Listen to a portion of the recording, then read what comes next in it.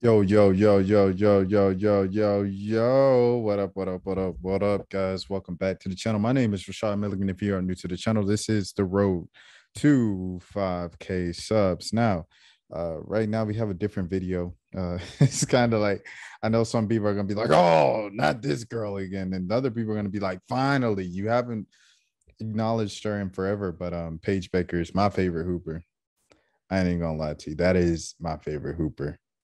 She was in high school. She was like really well freshman year. Just watching everybody. It was kind of a mixture of everybody, but she was kind of like the one consistent that I constantly watch. I don't actually now that I think about it, I don't know if I have a favorite. Just because there's so many like I really liked Maryland's backcourt a couple of years ago and Northwestern's backcourt a couple of years ago, which I say all the time on this channel. But I really like those two backcourts as a unit, like Veronica Burt and Lindsey Pulliam over there at Northwestern, and then with Maryland, Ashley Wusu and Diamond Miller. And obviously, three of those four guards are currently going from those programs. Veronica's in the W. Lindsey, she usually signs preseason contracts before she has to play overseas or something to stay loose. And Ashley is now with Virginia. Who did Ashley go to? I think she went to Virginia, but it's been a couple of months since her announcement. Excuse me. Angel Reese is with LSU. Salute to LSU getting number one prospect of the junior class. Got Fly J, of course, coming in this year with Angel Reese. Now, Newbie is there. Newbie, salute to Newbie. Her big sister covers her at Georgia State over here. Personal note that you guys didn't care about. Anyways, let's get into the video. Paige doesn't talk like that. So, she doesn't really talk like that outside of mandatory things, you know what I'm saying? So mandatory little kind of press availability. So this will be different. Salute to ESPN for the footage. Should I watch this on Malika's page to support Malika? I think that's what I'm gonna do. So salute to ESPN, you know what I'm saying? Shout out, shout out, shout out. I subscribe to y'all. I'm not subscribed to y'all. That's kind of strange, odd. But yeah, I watched this on Malika's page to support Malika. Volume's not on. Okay, cool. All right. We now welcome in UConn superstar Paige Bueckers. Paige, thank you so much for spending some time with us here on NBA Today. Yeah, thank you for having me. Of course. So let's just dive right in. Your coach at UConn, Gino Auriemma, recently asked you to stay in Connecticut, work on building your strength this summer ahead of your junior year. And he said that he told you that you do a lot for a lot of different people, and he thinks it's the right time to start putting stuff into yourself. How do you respond to that? It's hard just because I'm a people pleaser and I love to do everything for other people and make sure that everybody else is taken care of. But it was kind of eye-opening for him to say that to me, just because I'm like, wow, I really do focus a lot on others. And this is my first summer here healthy. So just being able to work on my game, get stronger, be in the weight room a lot. Yeah. Work on my nutrition, just things like that. Send me your plan so that I can get on that with you, so I can do that too. I do want to get into some NBA related stuff here. Going back to your home state, Minnesota, you've been friends with Magic guard Jalen Suggs for years, since your AAU days, and you and Chet Holmgren went to his summer league games together. Were you hoping that he'd go #1 so that you could watch them team up? Yeah, that would be the thing, just to see where we started in the St. Louis Park high school gyms. And I mean, we weren't really known at that point. We were still making our names for ourselves and each other. So just to see where they are now, both going top 5 in the draft and both are in the NBA, it's surreal. Absolutely. It's wild. But in all seriousness, we talked about that feedback that you got from Gino, that you need to put time in on the strength side. And Chet has kind of gotten some of that feedback about his frame as well. You've seen him play. How do you assess his game? He's a unicorn. I mean, a lot of the scouts say it. He does everything. I mean, he's tall, 7'1" or 7'2", 7 foot something, but we play 7 foot huge. Yes, exactly. We play 1-on-1 against each other, and he's impossible to score against. So just his defensive presence that he's going to bring to the NBA, and him being able to do everything on offense, it's going to be good for the game and for where he's at. You played 1-on-1. How did that go? It's hard to score against him, I'll tell you that, but I think defensively, I held my ground pretty well, but I'm still working on creating my shot against him. I was going to say, I feel like he probably had a little bit of a hard time against you, too. You're 1 year into your NIL deal. How have you been using your partnership that you have with Gatorade to grow the women's game and support the women's basketball community? Yeah, with every NIL deal that I have, my focus is on giving back and prioritizing equity on and off the court.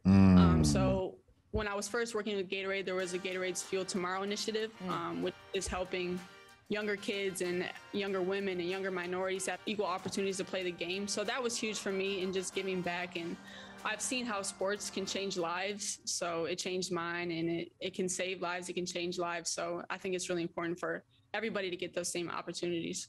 Paige, thank you so much for your time and for hanging with us here on NBA Today. You are welcome to come back at any point. Appreciate that. Is there one more thing I could say? Yeah, absolutely. Okay, just a message to President Biden, the government, and anybody with high enough power to help get Brittany Griner back home. I believe it's way far due for her to come home. Okay, all right. I do have one question, though, because how did the lower thirds know? And like Malika act like she didn't know. Was that scripted? Was that planned? Or was this just pre-recorded? It was probably just pre-recorded and they edited in there. But that was something that I noticed. I noticed little things like that. But anyways, let's continue. And she's an American. She's a hero. She's our sister in the WNBA, and she's just family to the whole United States. So just whatever it takes to get her home, I think it's definitely time. Paige, thank you so much for that message. It's incredibly important. Obviously, her trial in Russia begins shortly, and we will be covering that here on NBA Today. Salute to, Ari Chambers. You know what I'm saying? Salute to Ari. But yeah, man, that's a great message, a great way to use your platform. I feel like Paige is doing it the right way. She's doing it to the best of her abilities. It's something that we talked about last year when she gave her speech at the ESPYs. We always have this discussion, especially on this channel, of kind of the way that, the way women's basketball has been traditionally covered on the national level, more specifically at ESPN, because ESPN is kind of like what a lot of people grow up on. It's at least what I grew up on watching the most. So, just growing up watching women's basketball kind of through that lens from a very, very casual standpoint, it was always, when I was a kid, young, it was Pat and CP. And it was all Pat, CP, Tamika Catchings, and, a couple players and everything like that, Shamika. But really, CP is like when I first, knew what the heck was going on. And it was all CP and Pat, CP and Pat, CP and Pat. And then, it was kind of like, it's a little mixture of UConn. And then it became heavily UConn, and it was all UConn all the way up to, I guess, where we are now when, thanks to guys like Joel, thanks to guys like Tommy, thanks to guys like Terrell, thanks to guys like, or women like Angel, and, all these other people that have come on and blessed the channel and stuff like that with an appearance, that I realized that there was more to it and reasons why it was like that way. And then seeing kind of the entire, salute to the committee, but the committee's entire kind of thing of like, we want to promote every other school other than UConn. And they make it clear, excuse me, I keep getting tongue tied, that UConn is represented in the community, in the committee as well, and stuff like that. So I don't know. It's just like that thing. And then the way of like how the white players are traditionally covered in the sport, for her to kind of acknowledge all of those privileges and then still move forward in what she does and everything like that. She still doesn't talk. That was 5 minutes. That was a 5-minute TV segment, Paige. You're not off the hook. She still doesn't talk. But, for what it was, I think it was very cool to see her, kind of use it like that. You think about the deal with overtime and hosting the OTE thing here in Atlanta with all of the top, college players and stuff like that. And you talk about Haley Jones was there, Zaya Cook was there, Leah Boston was there. I don't remember who else was there, so forgive me if someone else was there as well in Atlanta for that 2-day showcase with the girl Zamaria Jones. I don't know how to pronounce it yet, but the girl who does the 360 layups. I pulled her up like a few months ago, and I wanted to react to her, but I just never got to it. But she does the 360 layups and she wears the glasses. Pretty cool player. I believe she's was a sophomore last year, so she should be a junior this year. Jada Williams should be a senior this year. And of course, the number one player going to LSU, she's a senior this year. So, some very interesting times and everything going on like that. Let me know what you think about the upcoming season. You got Ashlyn over there headed to South Carolina. She signed with Clutch. A few other players are signed with Clutch. A lot of players from South Carolina who signed with Clutch. So it should just be very interesting to see, what happens and how players are promoted, who gets what steals, and who's playing like what. Let me see. I got you, bro. I'm recording right now. I'm gonna hit you right back. But yeah, that's it. I think that's all I have for this video. Salute to Maya Moore. We might as well get all the, kind of the news and tidbits out the way here. Salute to Maya Moore. Announced the birth of her child back in February. Very private person because it is now literally after the 4th of July and she just announced it. Salute to Robin Roberts for breaking that story on Good Morning America. And then I believe Maya did something about it on her own Instagram. I'm off the gram for a little bit. Hopefully we'll see how that goes. And yeah, man, salute to everybody. Kia Stokes. I know I upload like everybody's availabilities and stuff, but in the last post practice, availability with Kia Stokes, if you guys want to watch that for the UConn fans in particular, since it's kind of like a UConn themed video. Kia Stokes, she was asked about, kind of Las Vegas recent struggles. And, she's like, someone asked, how has Becky been? Has she been level-headed? Has she been on y'all tougher? And she said that Becky thinks that she cusses us out a lot. And I disagree with that. I don't think she's mean. Like, I think our definitions are mean because I played for Gino Auriemma in college.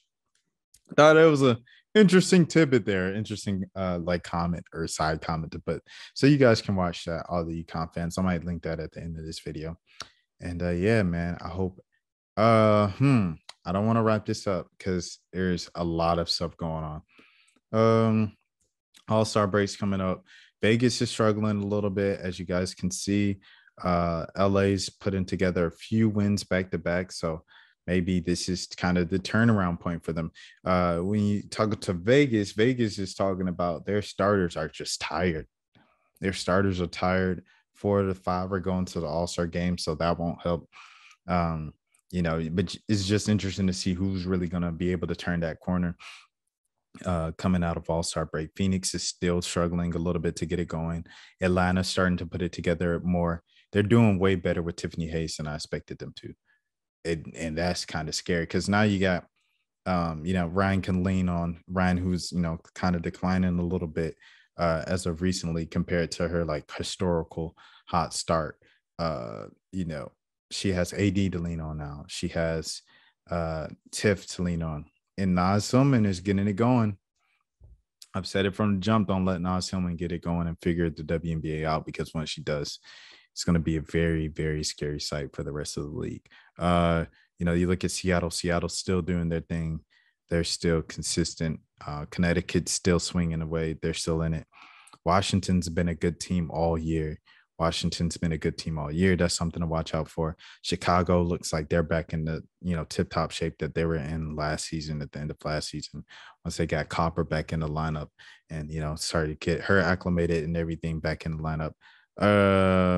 Minnesota, obviously tough couple fights against Vegas. So that's interesting to see, like, if they can pull something off, everything's just kind of up in the air.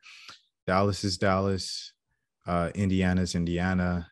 And yeah, that's what I have. But things are just looking kind of interesting to watch in the W, to see which teams are able to turn a corner, which teams are able to build a little momentum before this break. There's one more game I know for at least Atlanta. So we'll see what happens. And yeah.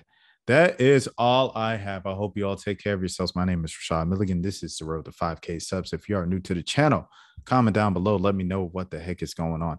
I know I'm uploading a lot of stuff, and sometimes like the older subscribers, like the OGs, like they'll, comment how they used to comment on stuff like when I was in the videos and everything like that. And it's like weird to like comment, you know, when I had, you know, other reporters asking questions and stuff, but I'll see if we can connect again on this one, you know, because it's me, you know. Anyways, that's it. That's all I got. You guys take care of yourself. Peace. You can't push us to the edge, trouble from the edge. Hit the gas and we out of there.